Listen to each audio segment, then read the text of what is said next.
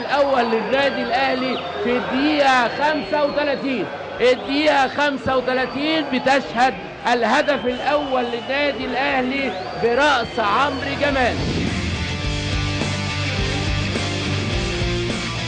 شكري متخصص الركلات الجزائية يتقدم ويودع الكرة في أقصى الزاوية اليسرى، بينما اتجه محمود شكري، يتفوق أحمد شكري على محمود شكري. ترقيصة كويسة على الواقف يفتح بيها مساحة. أسامة إبراهيم الكروس العرضي خطيرة جوه ال 18، لو اتلم عليها فتحي خطير شرير.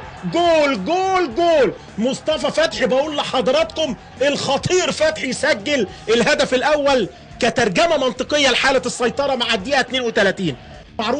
معروف يمشيها لشيكابالا، بيبص على باولو.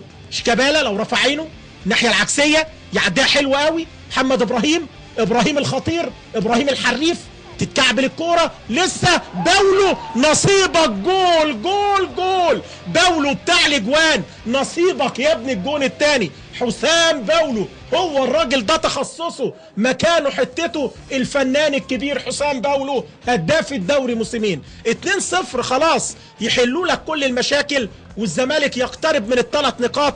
تقولها وانت مطمن بعد الجون الثاني.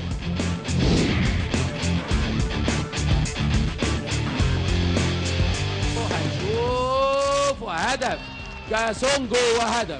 كاسونجو وهدف لصالح نادي الاتحاد في الدقيقة 24.